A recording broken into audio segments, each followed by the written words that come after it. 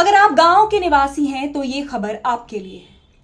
कहीं आपकी आवाज को दबाने के लिए प्रदेश सरकार कोई नई लीला तो नहीं रच रही है। उत्तर प्रदेश के सरकारी महकमों में जनता की लाइनें और अधिकारियों के आगे गिड़गिड़ाते किसानों और ग्रामीणों का हाल तो आप सब भली भांति जानते होंगे। सरकारी कर्मचारियों के आगे स्वयं को आग लगाने और जहर खाने के प्रकरणों के बारे में भी आप रोजाना सुनते आ रहे हैं। लेकिन आखिरकार ऐसा करने को ग्रामीण मजबूर होते क्यों हैं? क्योंकि ग्राम प्रधान, तहसीलों और एसडीएम डीएम स्तर पर उनकी परेशानियों का कोई हल नहीं निकलता और अधिकारी ज्यादातर ग्रामीणों को भगाने का ही प्रयास करते रहते हैं।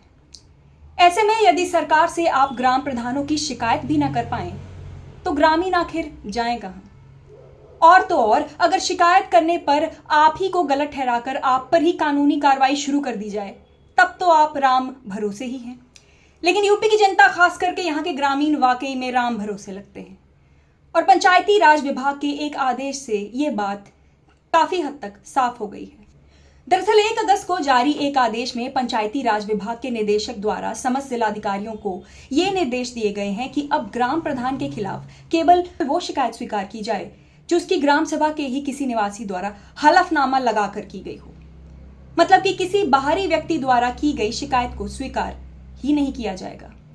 यह आदेश जो कि मेरे पास मौजूद है, इसमें समस्त जिलाधिकारियों को ग्राम प्रधान संगठन उत्तर प्रदेश के प्रदेश अध्यक्ष कौशल किशोर पांडे द्वारा लिखे उस पत्र का संज्ञान लेने के लिए कहा गया है, जिसमें उनके द्वारा ये मांग की गई थी कि ग्राम प्रधानों के खिलाफ शिकायत केवल और केवल संबंधित ग्राम सभा के निवासी द्वारा एक हलफनामे के साथ ही की गई हो।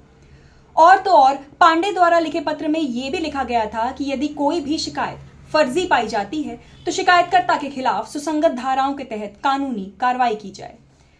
दरअसल पांडे द्वारा ये मांग 6 जून 2025 को की गई थी, जिसके बाद ही पंचायती राज विभाग के अनुसचिव द्वारा एक पत्र जारी किया गया था। अब निदेशक के द्वारा यह नया आदेश समस्त जिलाधिकारियों के साथ ही सीडीओ, मंडलीय उपनिदेशक, जिला पंचायती राज अधिकारी और कौशल किशोर पांडे को भी प्रेषित किया गया है।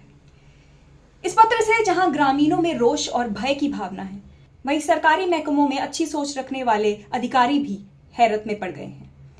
ऐसे अधिकारियों का मानना है कि जहां इससे ग्राम प्रधानों के खिलाफ शिकायतों में शुरुआती तौर में कुछ कमी आएगी, लेकिन शिकायतकर्ताओं पर कार्रवाई से जनता में भारी रोष उत्पन्न होगा, जिससे आगे चलकर सरकार के प्रति भी लोगों में गहरा अविश्वास और असंतोष पैदा हो सकता है। अधिकारियों का ऐसा मानना है कि ऐसी कार्रवाई केवल और केवल सरकार की छवि धूमिल करेगी और जनता को लाचारी की ओर धकेलेगी।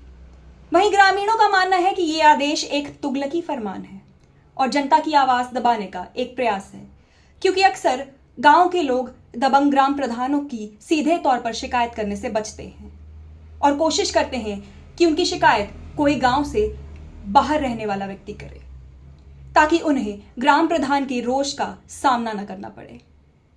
ग्राम प्रधानी के चुनाव किस प्रकार होते हैं और इनमें क्या खेल होता है, इससे तो ग्रामीण अच्छी तरीके से वाकिफ हैं ही।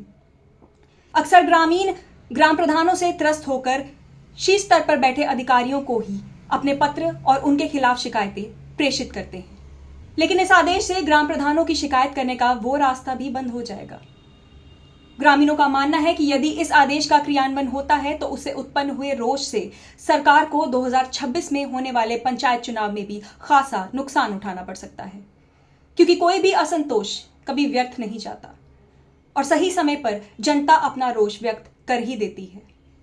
हर एक्शन का रिएक्शन जरूर होता है और ये बात उत्तर प्रदेश में बैठे शीर्ष स्तर के आकाओं से बेहतर कौन जान सकता है, जिन्हें रिएक्शन को मैनेज करना बखूबी आता है।